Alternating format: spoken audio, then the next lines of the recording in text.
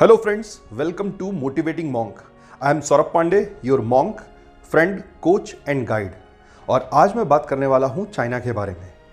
ये तो हमें समझ में आता है कि चाइना हिंदुस्तान का दुश्मन था, दुश्मन है और दुश्मन रहेगा। इधर कुछ फ्री था, इंडिया चाइना के रिलेशंस पे कुछ स्टडी की और जो डाटा फैक्ट सामने आए वो काफ़ी चौंकाने वाले थे। उन फैक्ट से ये समझ में आता है कि हर फ्रंट में चाइना, चाहे वो इकोनॉमिकली हो, पॉलिटिकली या सोशली, हर फील्ड में चाइना हिंदुस्तान को बर्बाद, तबाह करने वाला है। सोचा एक वीडियो बनाता हूं और वो सारी इंफॉर्मेशन आप लोगों से शेयर करता हूं जिससे कि हम सब हिंदुस्तानी मिलके चाइना की इस साजिश को विफल कर पाएं। दोस्तों, इस वीडियो को ज़्यादा से ज़्यादा शेयर करो। ये देश के लिए है, इसको हर आम जनता तक पहुंचाना है। ये इसका फर्ज आपके ऊपर है। इसको इतना शेयर करिए कि हर हिंदुस्तानी को ये इंफॉर्मेशन मिल पाए और अपन हिंदुस्तान को चाइना से बचा पाए। And don't forget to subscribe this channel. अगर चाइना की बात की जाए तो 1970s तक ये दुनिया के गरीब देशों में काउंट होता था, पर पिछले 30-40 सालों में जो प्रगति या डेवलपमेंट चाइना ने की वो एक सपने या ड्रीम से कम नहीं है। पिछले 40 सालों में, मतलब 1979 से 2019 तक, इनका एवरेज जीडीपी ग्रोथ रेट 9.5% था, जो दुनिया में किसी भी देश का नहीं रहा। चाइना तकरीबन हर 8 साल में अपनी जीडीपी डबल कर लेता है। इस फास्ट ग्रोथ का फायदा यह हुआ कि अब इनकी सिर्फ 1.7% पॉपुलेशन बिलो पॉवर्टी लाइन है, गरीबी रेखा से नीचे है, जो कि 1970s में 72% इनकी पॉपुलेशन गरीबी रेखा से नीचे हुआ करती थी, अब सिर्फ 1.7% पॉवर्टी लाइन से नीचे है। आज चाइना दुनिया का मैन्युफैक्चरिंग हब या फिर ग्लोबल फैक्ट्री बन चुका है। 1990 में जो ग्लोबल मैन्युफैक्चरिंग आउटपुट था उसका तकरीबन 3% शेयर चाइना का था। मतलब 1990 में दुनिया में जो भी प्रोडक्ट मैन्युफैक्चर होते थे उसका तकरीबन सिर्फ 3% चाइना बनाता था। पर वहां से इसको बढ़ाते बढ़ाते मैन्युफैक्चरिंग इंक्रीज करते करते आज ये 28.4% शेयर होल्डर हैं। मतलब आज दुनिया में जितने भी प्रोडक्ट मैन्युफैक्चर होते हैं उसमें तकरीबन 28.4% शेयर सिर्फ चाइना का है। दोस्तों, सेकंड नंबर पे यूनाइटेड स्टेट्स आता है जिसका परसेंटेज 16.6% है और अपना इंडिया, हिंदुस्तान 6th रैंक पे आता है और उसका ग्लोबल आउटपुट में परसेंटेज सिर्फ 3% है। आज चाइना दुनिया के 250 से ज्यादा देशों में डायरेक्टली प्रोडक्ट मैन्युफैक्चर करके बेच रहा है। इनकी इस प्रगति का जो मेन कारण है, फर्स्ट ऑफ ऑल यूनिटी, एकता। ये आपस में काफी ज्यादा यूनाइटेड होते हैं। और सेकेंडली राष्ट्रवाद, नेशनलिज्म, अपने देश के लिए प्यार, लगाव, अटैचमेंट। ये चाइनीज राष्ट्रीयता से भरे होते हैं और अपने कॉर्पोरेट और गवर्नमेंट की डेवलपमेंट के लिए ये सब इकट्ठे हो जाते हैं, यूनाइटेड हो जाते हैं। चाइना अपने प्रोडक्ट्स के थ्रू दुनिया के हर घर में घुस चुका है, पर ये अपने घर में बाहर के प्रोडक्ट नहीं घुसने देते। इसीलिए जहां दुनिया भर में व्हाट्सएप यूज किया जाता है, व्हाट्सएप के तकरीबन 2 बिलियन यूजर्स हैं, चाइना अपना खुद का बनाया वीचैट या फिर वाइबर यूज करता है। अमेजन दुनिया भर में प्रोडक्ट डिलीवर करता है, पर इन्होंने अपना होम एंटरप्रेन्योर अलीबाबा के ग्रुप का अली एक्सप्रेस को प्रीफर किया। फेसबुक के 2.5 बिलियन वर्ल्ड वाइड यूजर होंगे, पर इन्होंने तो अपना खुद का रेन नेटवर्क प्रीफर किया। आप यूज कर सकते हैं इंस्टाग्राम, पर ये यूज करेंगे वीचैट। ट्विटर दुनिया भर में मैसेजिंग के लिए, इंस्टेंट मैसेजिंग के लिए यूज होता है, पर इसकी जगह ये यूज करते हैं, प्रीफर करते हैं सीना वेबो। गूगल सर्च इंजन दुनिया का होगा पर चाइना का नहीं, चाइना का सर्च इंजन है बाइडू। वेब ब्राउजर में अपन प्रीफर करते हैं Google Chrome through out the world, पर इन्होंने प्रीफर किया यूसी, क्यूक्यू या फिर बाइडू ब्राउजर। दुनिया भर में वीडियो देखने के लिए यूज किया जाता है, प्रीफर किया जाता है यूट्यूब, पर इन्होंने अपना खुद का वर्जन बना लिया यूकू एंड ट्यूडोडो। दुनिया भर में नेविगेशन के लिए most preferred map is Google map, पर ये इन्होंने अपना खुद का बनाया बाइडू मैप। दोस्तों, आपने सुना होगा ग्रेट वॉल ऑफ चाइना, उससे भी खतरनाक है great fire wall of China. ये दुनिया भर में प्रोडक्ट बेचते हैं पर अपने घर में किसी का प्रोडक्ट इंटर नहीं करने देते। दोस्तों, शॉर्ट में बात करते हैं कि चाइना दुनिया के लिए दुश्मन कैसा है। First of all, unreliable. इस पे कभी भरोसा नहीं किया जा सकता। यह हमेशा झूठ बोलता है और हमेशा गलत इंफॉर्मेशन ब्रॉडकास्ट करता है। रिसेंट एग्जांपल आपके कोरोना का है, कोविड-19 का है। इनके यहां प्रॉब्लम तकरीबन नवंबर में स्टार्ट हो गई थी, लास्ट ईयर नवंबर 2019, पर पूरी दुनिया से इन्होंने छुपा के रखा और अपनी इकोनॉमी और अपनी रेपुटेशन को बचाने के लिए। और हालात आज की डेट में यह है कि पूरे दुनिया की जान खतरे में डाल दी इस चाइना ने। तो ये दागाबाज है, धोखेबाज है, इसका कभी कोई भरोसा नहीं कर सकता। Second, no IPR and copyrights. China research and development में बिल्कुल भरोसा नहीं करता। ये कहता है अमेरिका, यूरोप, जर्मनी, जापान, तुम लोग करो जो रिसर्च करनी है, जो डेवलपमेंट करनी है, हम खर्चे बचा लेंगे उसमें। जब नया प्रोडक्ट बन जाएगा तो इसको लेके आएगा, प्रोडक्ट को खोल के देखेगा इसमें क्या है, और फिर रिवर्स इंजीनियरिंग के थ्रू वही प्रोडक्ट बनाएगा। और इसीलिए आज की डेट में दुनिया भर में 60% से ज्यादा डुप्लीकेट और पायरेटेड प्रोडक्ट्स या फर्स्ट कॉपी प्रोडक्ट आपको चाइना बना के देता है। Third one is human rights. दोस्तों, इनके यहां ह्यूमन राइट्स नहीं है। ऑन एन एवरेज चाइना में हर रोज 28 प्रोटेस्ट होते हैं। साल भर में बात की जाए तो तकरीबन 10,000 से ज्यादा आंदोलन, प्रोटेस्ट होते हैं, और most of the time military force में उनको दबा दिया जाता है। सबसे ज्यादा कैपिटल पनिशमेंट भी चाइना में है, मतलब फांसी भी सबसे ज्यादा दी जाती है वो चाइना में।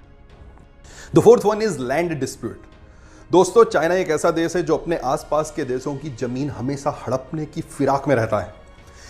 चाइना की बाउंड्री, सीमाएं 14 देशों से मिलती है, पर आज की डेट में ये 23 देशों, 23 कंट्रीज से झगड़ रहा है जमीनी विवाद में। The fifth one is nature and animal.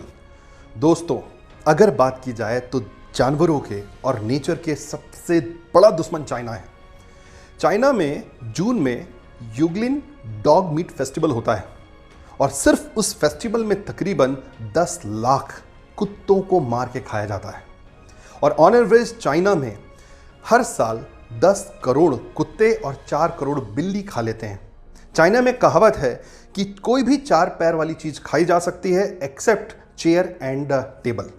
Chair और टेबल को छोड़ के कोई भी 4 पैरों वाली चीजों को खा सकते हैं। और दुनिया में सबसे ज्यादा जानवरों पे अत्याचार अगर कहीं होता है वो तो चाइना पे। पॉल्यूशन में भी दुनिया में जो टोटल पॉल्यूशन है उसका 29% contribution that goes to China. The next अपन ये देखते हैं कि चाइना हिंदुस्तान का दुश्मन कैसे है, जो हमारे लिए सबसे मायने रखता है। The first of all, Indo China war.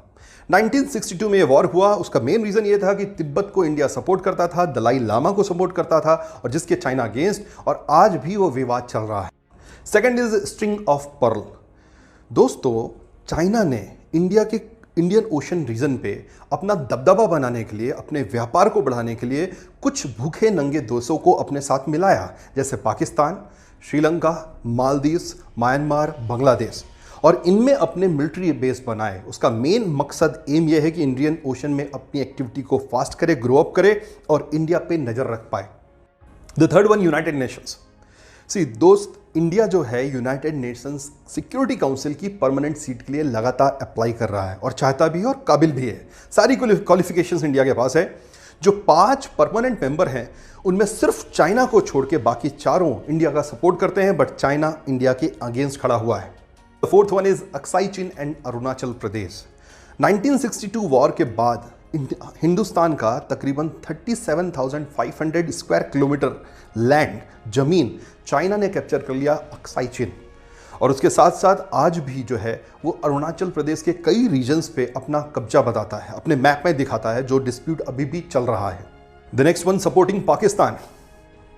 China जो है वो लगातार पाकिस्तान को सपोर्ट करता है financially and territorially also.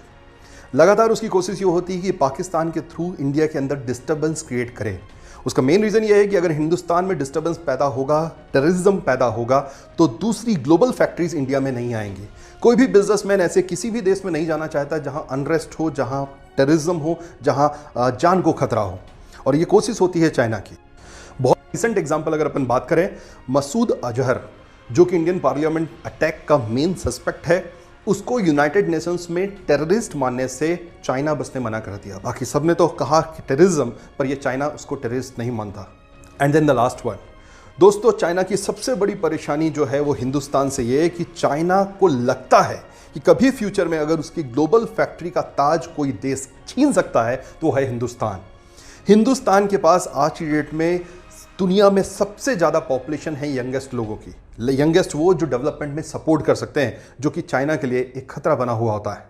Next दोस्तों, अगर अपन बात करें इंडिया चाइना ट्रेड की, व्यापार की, तो जो प्रोडक्ट अपन चाइना को बेचते हैं वो तकरीबन $18 बिलियन का होता है, और फिर उससे जो अपन प्रोडक्ट खरीदते हैं चाइना से, that is near about $83 billion. मतलब जो ट्रेड डिफिसिट आता है दैट इज $65 बिलियन। दोस्तों इंडियन करेंसी में अगर बदलें तो ये तकरीबन 4,95,000 करोड़ रुपए होते हैं, जो इसका अपन एक्स्ट्रा सरप्लस सामान चाइना से खरीदते हैं। दोस्तों मैं यहां पे आपको एक चीज बता दूं, चाइना का सालाना मिलिट्री बजट जो है वो है $164 बिलियन। मतलब कि जो मिलिट्री एक्सपेंडिचर है साल भर का खर्चा, उसका तकरीबन 40% तो अपन इंडियंस ही भर रहे हैं। हमसे जो एक्स्ट्रा पैसे चाइना कमा रहा है वो पाकिस्तान और दूसरी कंट्रीज को देता है यहां टेररिज्म बढ़ाने के लिए, और वही हमारे ही लोगों पे गोलियां बन के बरस रही हैं। इसीलिए दोस्तों कहूंगा अभी भी समय है, अभी भी सुधर जाओ। अदरवाइज अगर ऐसा ही चलता रहा तो अंग्रेजों के बाद हिंदुस्तान अगर फिर से किसी का गुलाम बनने वाला है तो वो चाइना का। वक्त आ गया है सुधरने का। कोशिश करिए, स्वदेशी प्रोडक्ट को प्रीफर करिए। दोस्तों जाति धर्म से भी बड़ा होता है राष्ट्रवाद। अगर राष्ट्र नहीं रहेगा तो जाति और धर्म कैसे बचेगा? जाति और धर्म के नाम पे बटा बटा यह हिंदुस्तान खत्म हो जाएगा चाइना के हाथों, अगर हम अभी भी नहीं सुधरे। अंत में सिर्फ एक सवाल, अगर तुम्हारी मां पे हमला होगा तो क्या तुम चुप रहोगे? क्या मैं चुप रहूंगा? तो फिर हमारी मातृभूमि पर जब यह हमला हो रहा है तो हम चुप क्यों हैं? क्या इसकी इज्जत का कोई मोल नहीं? अगर तुम्हारी मां ने तुम्हें दूध पिलाकर बड़ा किया है तो इस धरती मां ने भी हमें अन्न जल वायु के माध्यम से जीवन प्रदान किया है।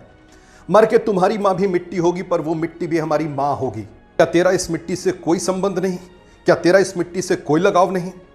आज धरती मां भी सोचती होगी कि क्या मैंने सिर्फ कपूत पैदा किए? पर दोस्तों ये सत्य नहीं है, ये सच नहीं है। इस धरती मां ने ऐसे ऐसे वीर पैदा किए जैसे पोरस, पृथ्वीराज चौहान, महाराणा प्रताप और रानी लक्ष्मीबाई, जिन्होंने इस देश की आन शान बान के लिए अपने मस्तक कटवा दिए पर इज्जत पर आंच नहीं आने दी। पर दुख इस बात का है, जिसका इतिहास भी गवाह है, कि जब जब इस धरती मां की इज्जत का हनन हुआ, दुश्मनों को साथ देने वाले अपने ही लोग थे। चाहे वो आम्बी नरेश रहे हो जिन्होंने अलेक्जेंडर का साथ दिया पोरस के खिलाफ, चाहे वो जयचंद रहा हो जिसने मोहम्मद गोरी का साथ दिया, या फिर सिंधिया या हैदराबाद के नवाब जिन्होंने अंग्रेजों का साथ दिया। दोस्तों ये लड़ाई बहुत लंबी होने वाली है और इसमें हर हिंदुस्तानी एक सिपाही की तरह होगा, जिसका सिर्फ एक मकसद, एक एम, टारगेट होगा, कुछ भी करके चाइना की इकोनॉमी को तोड़ना, खराब करना, बर्बाद कर देना। और उसका बहुत सिंपल सा चीज, बहुत सिंपल सा प्रिंसिपल, हमें स्वदेशी प्रोडक्ट, अपने home made product, made in India product को प्रेफरेंस देनी होगी। जितना हो सके ज्यादा से ज्यादा ये कोशिश करिए कि हम वो प्रोडक्ट प्रीफर करें, वो प्रोडक्ट यूज करें जो हमारे देश के बने हुए। इसका यह मतलब नहीं कि आपके पास जो भी चाइनीज प्रोडक्ट अभी है आप तुरंत उसको जला दीजिए, तोड़ दीजिए, फेंक दीजिए। मैं फिर समझाना चाहूंगा, ऑलरेडी जो आपके पास प्रोडक्ट चाइनीज हैं आप उसको यूज करते रहिए, कंटिन्यू करते रहिए, क्योंकि उसके पैसे ऑलरेडी चाइना को मिल चुके हैं। पर अगले नए प्रोडक्ट कोशिश करिए चाइनीज ना खरीदें। जो भी चाइनीज एप्लीकेशंस आप यूज कर रहे हैं या फिर एप्स यूज कर रहे हैं उसमें डाटा थेफ्ट होता है, उससे भी बचिए। अवॉइड करिए उन प्रोडक्ट्स को यूज करना जो चाइना के हैं। अपने होममेड स्वदेशी प्रोडक्ट को ज्यादा से ज्यादा प्रीफर करिए। दोस्तों अंत में सिर्फ मेरी आपसे एक प्रार्थना, आप कह सकते हैं request, please avoid purchasing Chinese product. एक हैबिट डालिए, एमआरपी और एक्सपायरी डेट के साथ साथ अपन ये भी देखें कि मेड इन कहाँ बना हुआ है। अगर ये मेड इन चाइना है या फिर कई बार लिखा होता है made in PRC, that is people's republic of China, please avoid those product. उन प्रोडक्ट्स को बिल्कुल अवॉइड करिए। सेकेंडली आपकी कोशिश ये होगी कि इस वीडियो को जंगल में आग की तरह फैलाएं। ये हिंदुस्तान के कोने कोने में पहुंचे, गरीब तबके के लोगों से लेकर ऊपर बैठे ब्यूरोक्रेट्स और नेताओं, पॉलिटिशियंस तक ये वीडियो पहुंचना चाहिए, जिससे सबकी आंखें खुल सकें और हम अपने हिंदुस्तान को बचा सकें। मेरा जो अगला वीडियो होगा इसी की कंटिन्यूशन में होगा, क्योंकि आज पूरे दुनिया के देश चाइना से गुस्साए हुए हैं, खफा है और वहां से फैक्ट्री हटाने की सोच रहे हैं।